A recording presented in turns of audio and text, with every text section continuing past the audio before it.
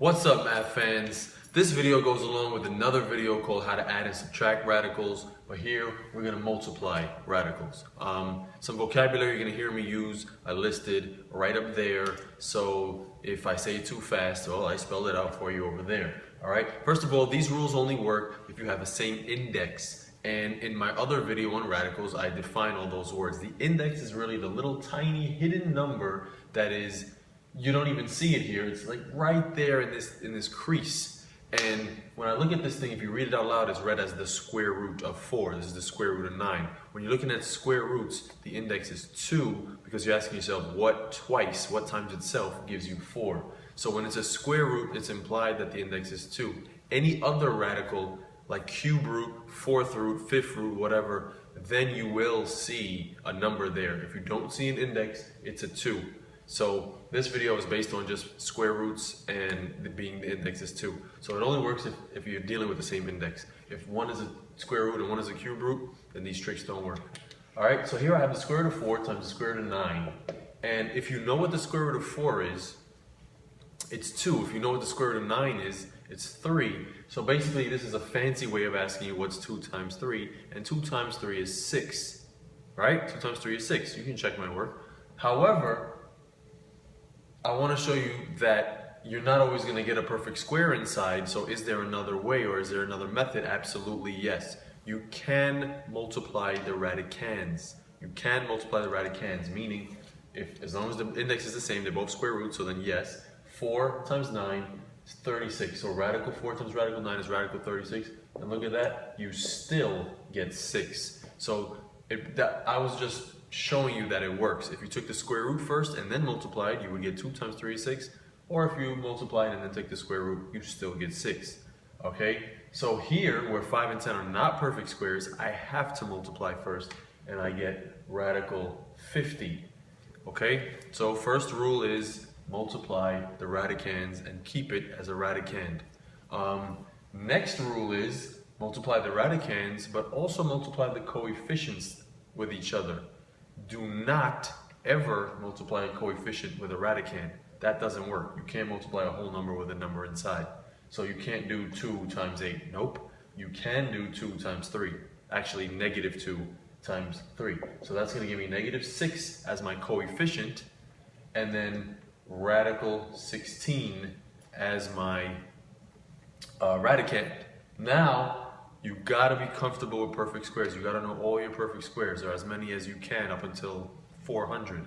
So if I look at 16, I instinctively know, oh, that's a perfect square. I can simplify further.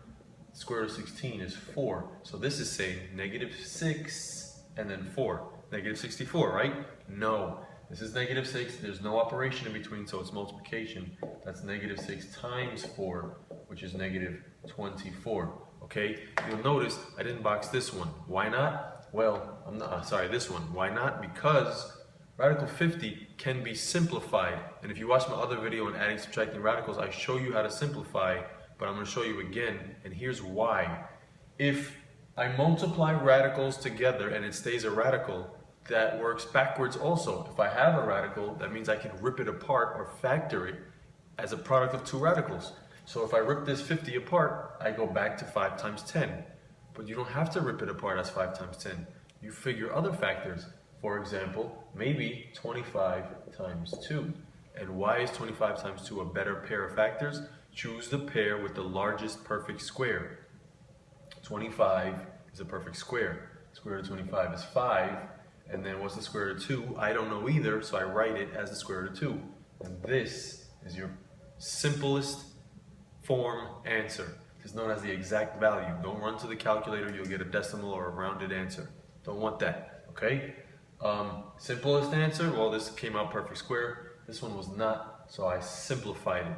Let's go here, radical 7 squared. Well, that's radical 7 times itself, which is radical 49.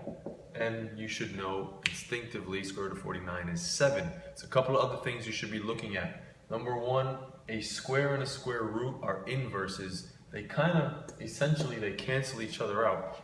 And whatever was inside, that radicand that was inside, becomes the answer. Alright? That's actually going to show up a lot, so keep that in mind. Radicals and squares are inverses of each other. Also, if the square was outside, behaves the same as if the square was inside. If this was radical 7 squared, where the square was inside, then that's the square root of 49 right away, which is 7. All right, so it doesn't really matter where the exponent is, inside or outside. And you should already know that because this is 7 to the first power. And when you raise a power to a power, you multiply the powers. 1 times 2 is 2. So again, it doesn't matter where you put the 2. Let's go here. What if I had to multiply radical times a binomial? 2 terms. Well, it's the same thing as when we did variables. You distribute. So I got, a radical times a whole number. Can you do that? Do you need to do 14 times 5 here? No. Can't multiply them together, but you can show that you multiplied by writing 5 times radical 14, also known as 5 radical 14. Minus radical 14 times 2 is radical 28. And I think I'm done, but actually I'm going to try to simplify this. Okay? So 5 radical 14 minus radical 28. I'm going to try to break down the 14, but the only pair of factors is 7 and 2. So no perfect square goes into 14. But what about 28? Can I break that down? That's radical 4 times radical 7. Does that make sense?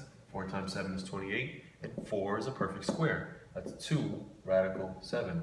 5 radical 14 drops down, minus sign drops down, and there's my final answer. And you see stuff like this in the other adding and subtracting video. Finally, try this one on your own. Binomial times another binomial, or 2 terms times 2 terms. Guess what? I learned FOIL, and I learned FOIL with variables, but it still works here. I'm going to distribute the 5, and then when I'm done, I'm going to distribute that radical 2. So based on what you just did here, you're doing it here twice. So 5 times 5, 25. 5 times negative radical 2 is negative 5 radical 2. Now I'm going to go here. Radical 2 times 5 is positive 5 radical 2, and then positive radical 2 times negative radical 2 is negative radical 4.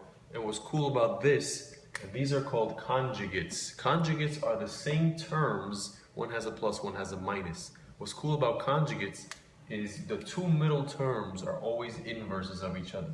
They always cancel out, give you 0, and then my 25 minus square root of 4 will drop down. By the way, the square root of 4, lucky for you, is a perfect square. Do you know what happens is you come out as a 25 minus 2, and your final answer is 23. All right? Radical times itself. Remember what I said with the 7 up there. A radical times itself, that 2 that was inside comes outside. All right? And your final answer is 23. Thanks for watching. I think this was easy enough for Tigger to watch. And also, Winnie the Pooh says hi. See ya.